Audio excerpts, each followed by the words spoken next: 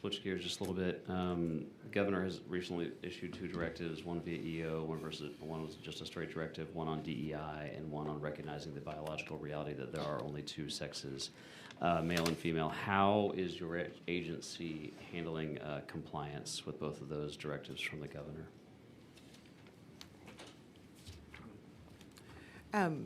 Thank you for the question. Yeah. Well, our agency has been looking at our processes and our websites and all of those things to make sure that we're in compliance. Brian and his staff, his HR staff, and all of those things have looked and continuing to look since the order was issued at the end of January, and to make changes where we need to make changes. To just like website wording or actual structural or policy changes? Just double checking what's currently there and just see if there's something that needs to be changed, and including if there's any processes and procedures that need to be changed. Have the websites been changed lately? I don't know. No. Okay. With respect to the recent executive orders, we looked at our website to ensure that we were in compliance with those orders. We found nothing out of compliance. That said, I think the chairman was referencing, with respect to our workforce policy. Yeah. We follow SAO guidelines in developing the workforce plan. It recommends to state agencies to review that annually for our hiring practices. With recent changes, whether it's through executive order or possible legislative changes, we always want to actively compare what we're doing with respect to workforce planning to ensure that we're in compliance both with any governor executive orders and new laws. So, since you brought up the workforce planning issues and hiring, I mean, is there any, because the executive order from the governor was rather clear, he doesn't want any DEI-based employment decisions being made. Are things like DEI diversity focuses being employed or utilized at your agency when it comes to employment determinations? We are in complete compliance with that. So it's not happening? No, sir. Okay. I've got your most recent strategic plan in front of me, and I want to read you a couple sentences. It says, you're talking about, it's a whole section on workforce under strategic development. And it says, I'm going to read a couple sentences. Furthermore, as society in general becomes more diverse, the TWDB workforce must mirror this diversity. That sounds like your strategic plan is contradicting the testimony here. Right. So that strategic plan was developed about a year, maybe a year and 3 months ago, I think it was adopted last summer for kind of fiscal years 25 through 29. Yeah, this is your plan for 25 through 29. Yes, sir. And so with more recent executive orders, should those contradict what is in that strategic plan, specifically the workforce plan, again, that annual review, we're already looking at how we can comply with current practices, updating those plans so that, again, we're in line with any executive orders or possible legislative changes. Hear that, although I'm a little confused by it because you were pretty unequivocal a second ago when I asked if there was any DEI diversity component to your current employment practices. You said no very clearly, but I'm reading from your strategic plan for the years 25, starting in 25, going through 29, and it is explicit. As society becomes more diverse, the TWDB workforce must mirror this diversity. I don't know how else to read that. So, or are you saying that, like, as of today, you're no longer using race in employment determinations, but you were when this plan was finalized very recently? Well, and I wanted to add, Brian, if you don't mind, and maybe our HR person can come up. As I understand, there's certain requirements of the labor code that we have to, in statute, that we have to ensure that we're meeting as well. And some of those, I believe, kind of ensure that some of that language that you're reading, Representative, pairs up with, as I understand, the labor code, and then there's a certification process associated with that. So There are other parts of your website and documents that do Okay. make reference to certain statutes, but Yes. this section doesn't. Okay. And this is sort of an editorialization on behalf of your leadership of a policy determination. Well, maybe Edna Jackson, who's over one of our deputy executive administrators, can discuss that. But I will say, just in general, I would think it's important for us to emphasize, it's important for the Texas Water Development Board to comply with the law. It's important for the Texas Water Development Board to comply with the governor's executive order. And if there's things that aren't where they need to be in our policies and procedures, we need to take a look at it, and we will.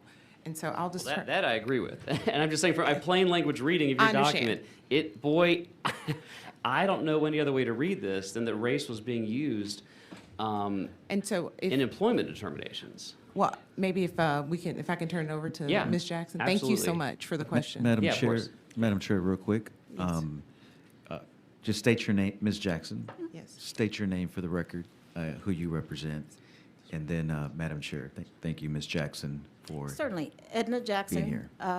Texas Water Development Board. I'm the Deputy Executive Administrator of Operations and Administration. Thank you.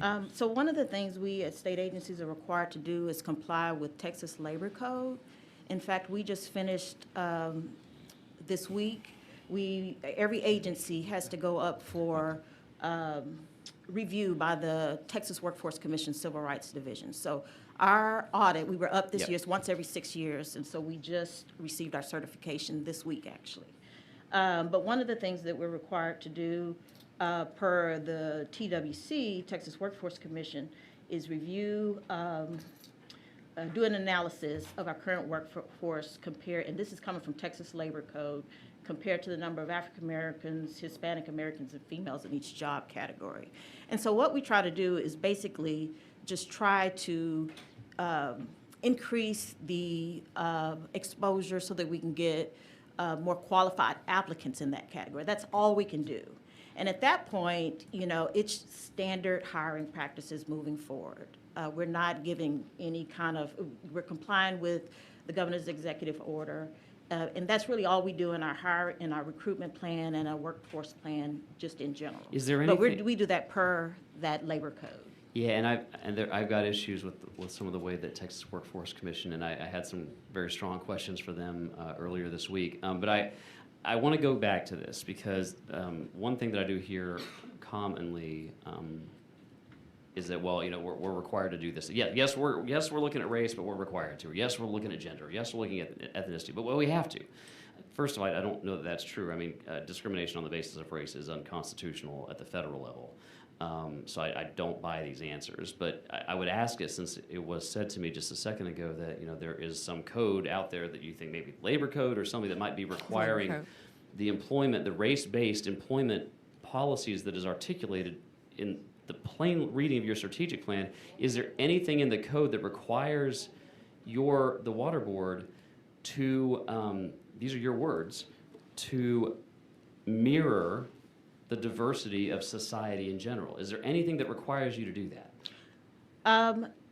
There's not, to my knowledge, anything that requires you to mirror it. I think the way the language is, it says we have to address the underutilization where it's underutilized in certain categories. But you answered the question honestly, and I appreciate that. But what you're saying is something that I know is true as well. I'm unaware of any statute or regulation that requires your agency to engage in race-based employment determinations that require you to mirror the diversity of society in general. But that is literally, these are the words on your strategic plan.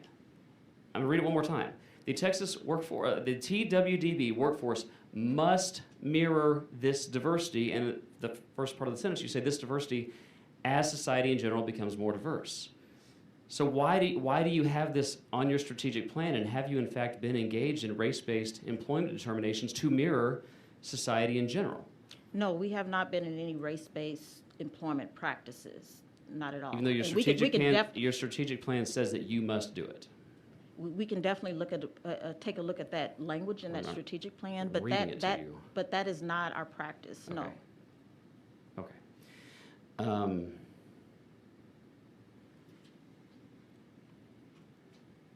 How do you, you can understand the frustration because, I mean, clearly a lot of work went into the strategic plan. It states that you are engaged in race-based employment determinations above and beyond what any statute or regulation from the state or the federal level, and I would believe this is facially unconstitutional because we should not be discriminating on the basis of race for employment decisions, certainly not in jobs that are subsidized by my taxpayers. Just one last question then on the hubs. The comptroller of the state of Texas, I have recently been made aware to my disgust and horror, sends out minimum what are effectively DEI thresholds for all state agencies when issuing government contracts. Can you talk to me about your compliance? How does your agency handle these minimum DEI-based hub standards that are issued to you from the Texas comptroller?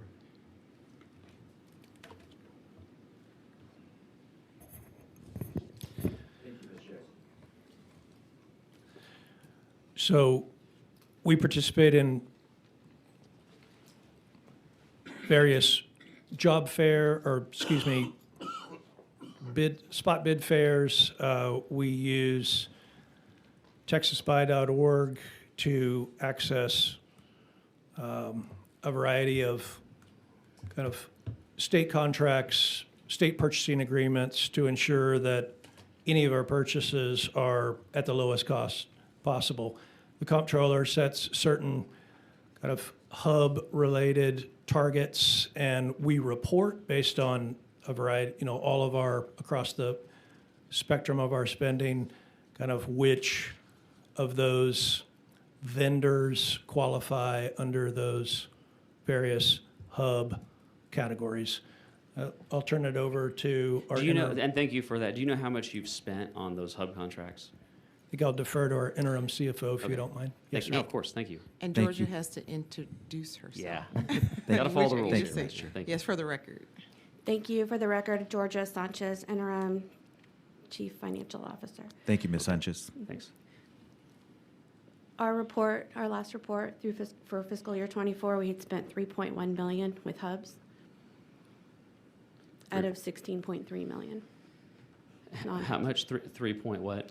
$3.1 million, $3,122,852.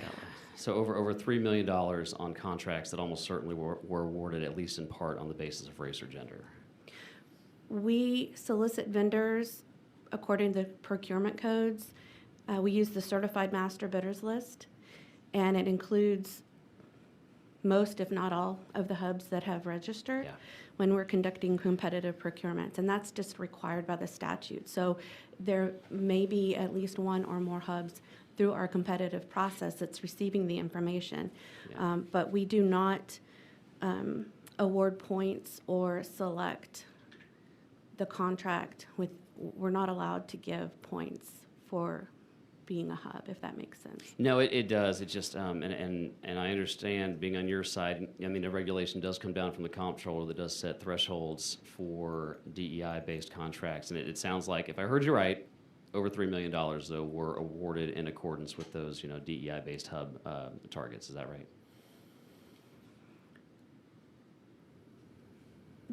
The way I read the 3.1 million respectfully is Yeah. that they have the label of a hub, Yep. but not that they were receiving the award because they were a hub. Does that make sense? I understand the articulation. I'm still greatly troubled that that's a factor at all. But I appreciate your answers on those questions. Thank you. Thank you, Mr. Chairman. And Representative Berry, I want to thank you for keeping this committee focused on the necessary areas that we should be focused on in this committee, and that's what's in this document, these documents that we're trying to review and consider. So I appreciate you. It's very clear that you see everyone as one race, the human race, so I appreciate that. Thank you so much. I want to go to some of the questions that were asked earlier, and I guess, what's your name, Ms.? Sanchez. Georgia Sanchez. Okay, Ms. Sanchez. Do you understand that the U.S. Census Bureau identifies 5 races, a minimum of 5: white, black, or African American, American Indian, or Alaska Native, Asian, and Native Hawaiian, or other Pacific Islander? That's according to the U.S. Census Bureau. They also recognize a 6th category, some other race, for people who don't identify with any of the other categories. My question to you, what is the definition of a hub? Or let me ask it another way. Are veterans included in the hub definition?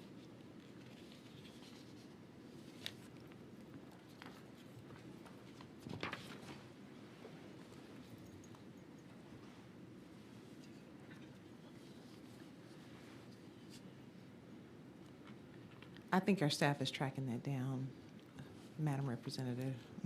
Okay. I just want to make sure that we have an understanding, because a veteran could be any race.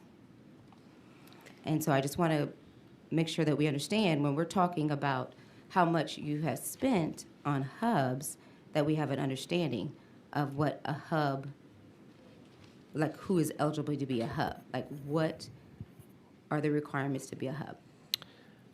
So certified hub groups for hub credit would be Asian Pacific, Black, Hispanic, Native American, service disabled veteran, and woman. So they're not necessarily based on race.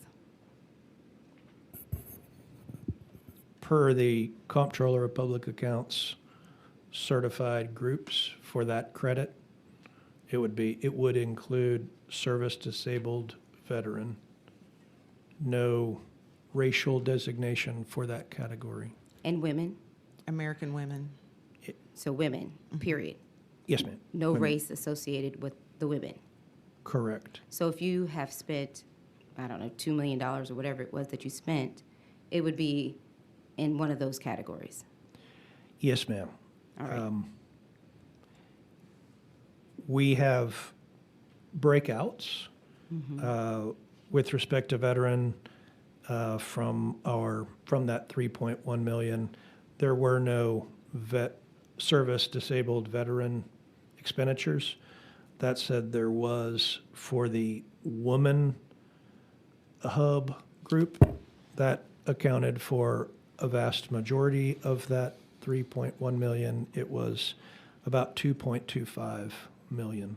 So 2.25 of the 3 million went to women. There was no race attached to that. It was just women. That is correct. Okay, thank you. See, here's the thing. I'm tired of having to justify my blackness.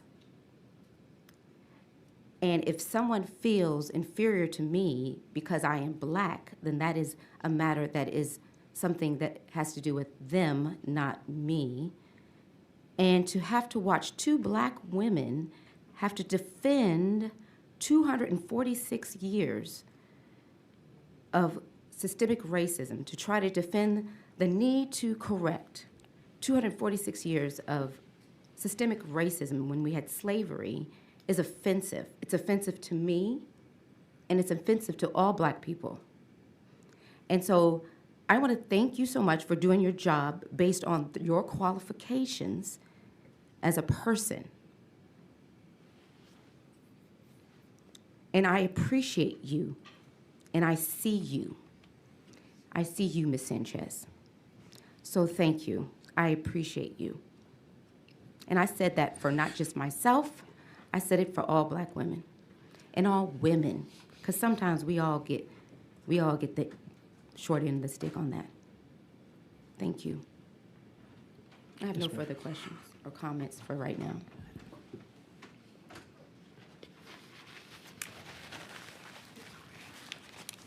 It's okay. It's okay.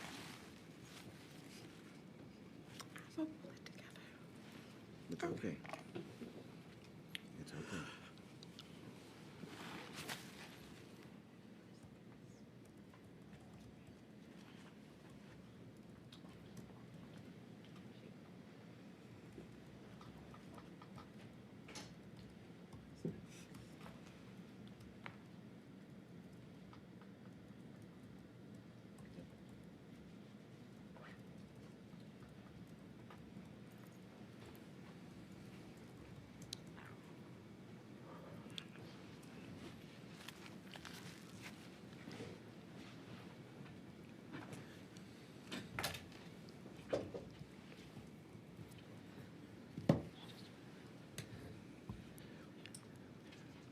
Madam Chair, you deserve all the respect.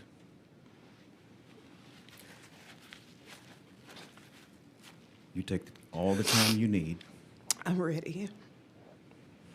Thank you. You merit this position. You and many who have fought long and hard to be in the positions of authority that you deserve to be in.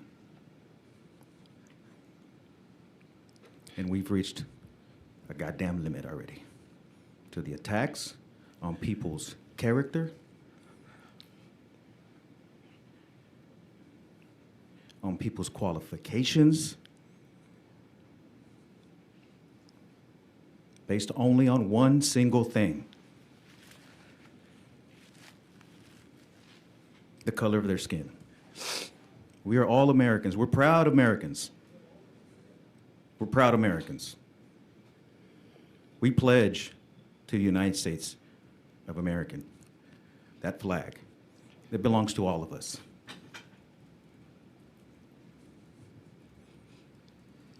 Thank you, But Mr. the Chairman. rhetoric, the comments, the innuendo, the attacks on people's character has to stop. Many of these public servants have earned the right to be in these positions. This must end. This must end. I'm proud of all of you that have come to this dais to come testify, whether you're African American, whether you're Hispanic, whether you're Anglo, whether you're Asian. We are proud of each and every one of you that comes before this committee. This committee. I respect everybody on this dais. I give every opportunity for folks to say what they need to say. I'm not trying to control what anybody says. They can say their piece for their clips. That's fine. But we will not, and I will not tolerate attacks on people's character. These are public servants. They do the best for the state of Texas. They try to do what's best for the state of Texas. And it must end. And I call on my colleagues to quit these attacks.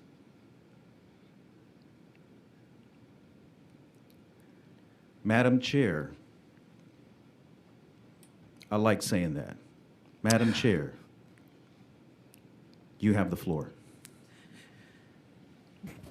I don't usually get emotional, Representative Collier. I just want to talk about me just for a second.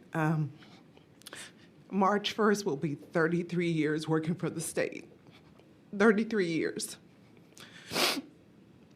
I have 2 engineering degrees, 2 from the University of Texas at Austin, 1 in aerospace engineering and the other in civil engineering. I have always been honored by the governor of Texas.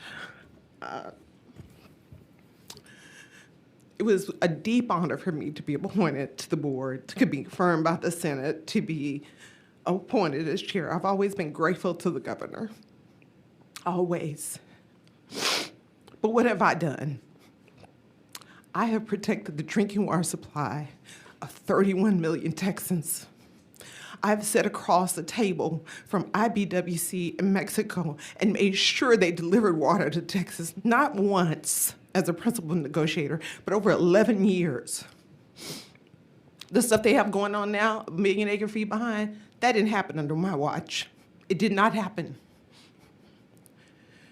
Wastewater treatment facilities, I was responsible for issuing 600 of them a year. There's 3,500 in Texas. There's 7,000 drinking water facilities in Texas. It was my responsibility to make sure that they were done. They not only protected the environment, but they protected the economy of Texas. I sat across the table from EPA, from IBWC, from the U.S. Army Corps of Engineers fighting the fight to make sure Texas was protected. Even when they agreed, I went to bat for Texas. And it has been my life's honor. My parents worked 7 days a week to send me to UT. My father is he passed, is a Korean War veteran. And so it's my deep honor to serve as chair of the Texas Water Development Board. I am never this emotional. And I respect the legislature so much. Brian will tell you, I'm the first to say that is not in the statute. We cannot do that. The first to tell you, the first to say it. I was the one when I was at TCQ who developed the operating permit program for Texas major sources in Texas to protect the interests of Texas. And so it's always been my deep honor. And I don't mind tough questions. I never get this emotional. I can't even believe I'm saying all of this right now. And what have I done? I enjoy being a public servant. It is my life's calling. And it's very important to me. It is very important to me, the disadvantaged communities, the rural communities. I was the one who protected 100 water systems from running out of water during the 2011 drought. They had less than 180 days worth of water. I was the one who did that. I was the one who, and my staff, of course, who worked with the city of Wichita Falls because they didn't have any water. They put in the first direct potable reuse. Under my leadership. That was me. And so for all those reasons, I have to believe that's why the governor chose me, and I'm so proud of it, and I thank him for that. Let me remind Madam Chair, who appointed you to that position? The governor, And what is his name? Greg Abbott. And I'm very thankful to him. And I have such respect for the legislature, every member of the legislature, such respect. And so I thank you for your time, Mr. Chairman and committee members. If you have any other questions for the Water Development Board, we are here to serve you. We're here to serve the people of Texas, and I take that very seriously, because I have seen what happens when people don't have water, don't have enough capacity for water. I have seen what happens to our rivers and streams. I've seen what happens when folks are in enforcement. I've seen when they don't have enough money. So we are here to help you. We're here to answer the tough questions. I don't mind the tough questions.